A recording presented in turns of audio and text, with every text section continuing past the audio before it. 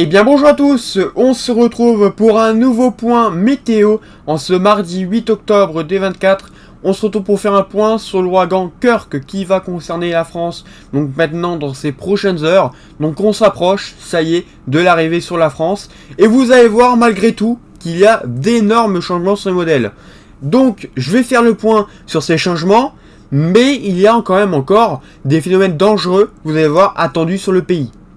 Donc tout d'abord, on va commencer par les centres d'action et vous pouvez constater que la dépression, la tempête extratropicale Kirk se trouve maintenant, actuellement, donc à 17h, sur le nord donc des Açores. Cette tempête va évoluer en direction donc de l'Espagne, donc très au sud finalement comparé aux prévisions que j'avais pu dire ces derniers jours, et cette tempête va finalement mourir en arrivant près de nos côtes. Cela dit, on va conserver des vents importants et de très fortes précipitations.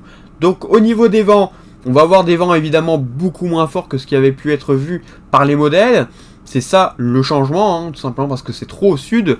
L'interaction avec l'air froid se fait beaucoup moins et donc le creusement est beaucoup moins important, ainsi que les vents également.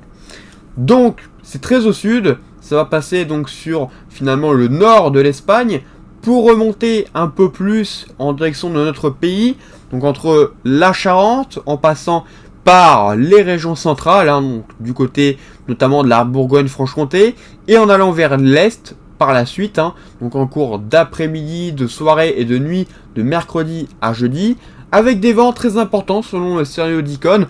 On a des scénarios moins importants selon les modèles, mais Icon semble être le plus probable et le plus proche de la réalité. Donc cette dépression, elle est à 985, elle devrait pas trop se creuser plus, elle devrait rester environ dans ces valeurs, mais par contre on a des aubars qui vont un peu plus se resserrer comme vous le pouvez le constater dans les terres, et on va avoir un léger recreusement dû à l'interaction un peu plus forte avec l'air froid.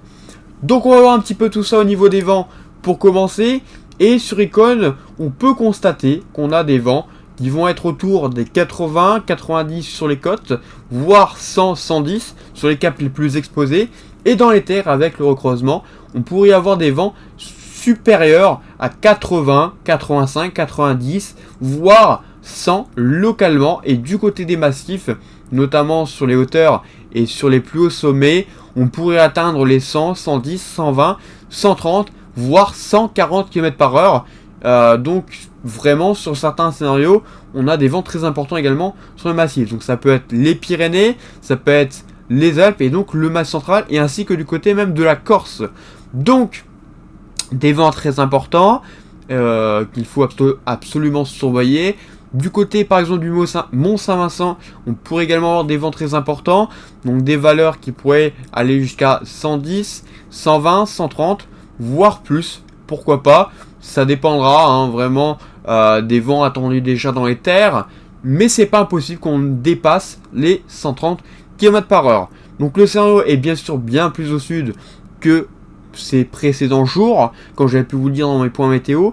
Donc évidemment une bonne partie nord est épargnée, en tout cas par le vent, parce que par les pluies, là où Météo France a placé ses départements en vigilance orange pour les pluies et inondations, avec des pluies pouvant aller jusqu'à 100 mm, donc entre, vous le voyez ici, vers donc la Vendée, et en allant vers l'Île-de-France, donc on aurait des cumuls locaux qui pourraient jusqu'à 100 mm. Donc évidemment le risque de pluie et d'inondation est très important, et on peut avoir même des débordements sur certains cours d'eau, au vu notamment des nappes phréatiques qui sont vraiment très hautes. Donc, malgré qu'on n'ait pas de vent, on conserve des pluies très importantes. Voilà. Donc, pour la suite, voilà, on devrait retrouver un temps plus calme, évidemment, avec le retour d'un anticyclone normalement, qui devrait revenir sur le pays, donc on le voit avec cette goutte froide qui va venir s'isoler, nous ramenant à un temps plus sec, et par contre on pourrait avoir quelques orages qui pourraient également se mettre en place pour le début de semaine prochaine, Mais bien sûr, tout ça, on en reparlera dans un nouveau point météo. Et bien voilà, merci d'avoir suivi ce point. Et on se retrouve donc bientôt pour un nouveau point météo. Restez très prudents face donc au vent et aux pluies qui s'annoncent ces prochaines heures.